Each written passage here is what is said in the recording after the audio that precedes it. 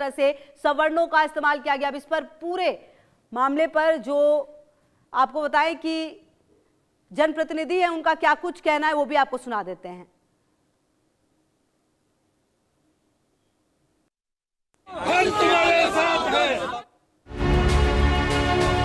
दानेश्वर कामिद साहब हमारे साथ में मौजूद है, जेडीयू के वरिष्ठ नेता।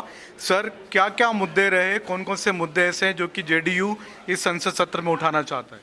देखिए, ये बजट सत्र है, बहुत पूर्व सत्र है और मेन मुद्दा इसमें ये है जो सत्र जो है कैसे स्मूथली चले और सत्र का कामकाज जो है सुचारू रूप से चलना चाहिए।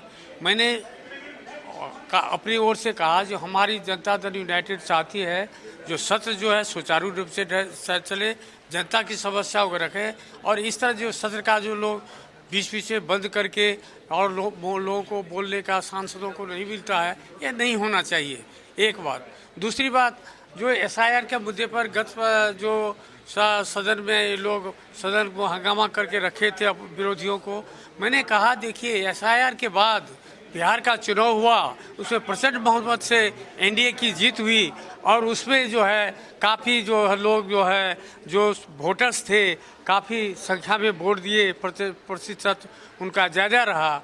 तो इस तरह की समस्याओं को लेकर के जो सदन का कामकाज ठप नहीं करना चाहिए और हमारी सरकार एनडीए सरकार जो बिहार में जो इतने प्रचंड बहुमत से विजय हासिल किए और सरकार बनाए, मैंने कहा जो केंद्र सरकार को बिहार को जो कोई भी मदद करना चाहिए उसमें अधिक से अधिक बजट में फंड का प्रावधान करके समृद्ध देश बनाने के लिए बिहार को आगे ले आना चाहिए। ये तो दिनेश्वर कामत जिनका कहना है कि एसआईआर के मुद्दे पर संसद को ठप करने की जरूरत नहीं है। कैमरामैन अविनाश के शिवसेना के वरिष्ठ नेता अरविंद सावंत जी साथ में मौजूद है। अरविंद जी, क्या क्या ऐसे मुद्दे हैं जो कि संसद के इस बजट सत्र में आप रखना चाहते हैं? पहली बात ऐसी है ना कि हर एक मेंबर ने पार्टी ने अपने अपने राज्यों के और राष्ट्र के हित में विषय रखे कि भाई इस पर चर्चा होनी चाहिए।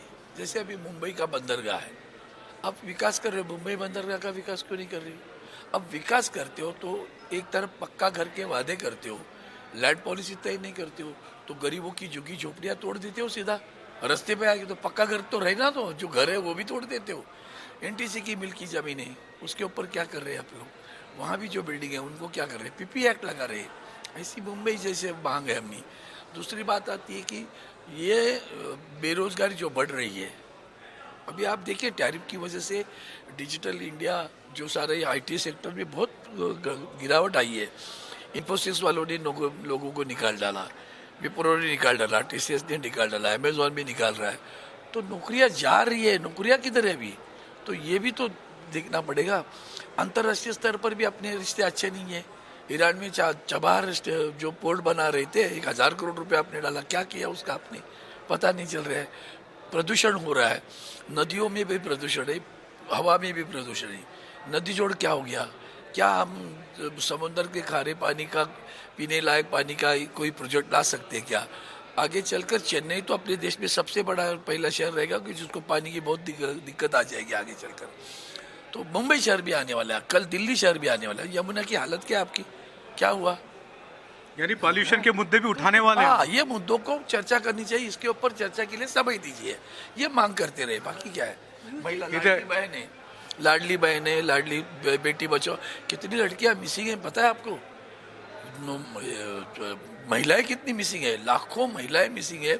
हमारे महाराष्ट्र से 1,78,000 महिलाएं मिसिंग है। क्या है ये रिपोर्ट? क्राइम रिपोर्ट आपकी रिपोर्ट है ना? आपको नहीं लगता? बेटी बचाओ बेटी पढ़ाओ कर रहे, समाज में विद्वेष पैदा कर रहे हो, उसके असर अपना कोई मित्र नहीं रहा। इर्द गिर्द कौन मित्र है तुम्हारा? वो ईरान की बात जब आई तो ये भी आ गया, SIR पे फिर दोबारा आ गया। कैसे लोग, अभी तो प्रूफ आ रहे हैं लोगों के सामने। तो ये सारी चीज़ों पे चर्चा होनी चाहिए दोबारा, ऐसी बात नहीं। ये तो अरविंद सावंत जिनका कहना है कि 1,78,000 महिलाएं मिसिंग है, उन पर भी चर्चा होना चाहिए, पॉल्यूशन पर चर्चा होना चाहिए क्योंकि शहरों में प्रदूषण लगातार बढ़ता जा रहा है। कैमरामैन अविनाश के साथ संजय शर्मा, इंडिया न्यूज़ दिल्ली। आपको क्या लगता है जिस तरह से UGC के नाम का विरोध हो रहा है सर देश भर में? कहीं देश भर में विरोध नहीं हो रहा है। जब दूसरे लोग विरोध करना शुरू हो जाएंगे तो इनका पता नहीं चलेगा विरोध करने वालों को। क्या क्या मुद्दे हैं सर ऐसे जिस पे सपा चाहती कि सदन में डिस्कशन हो?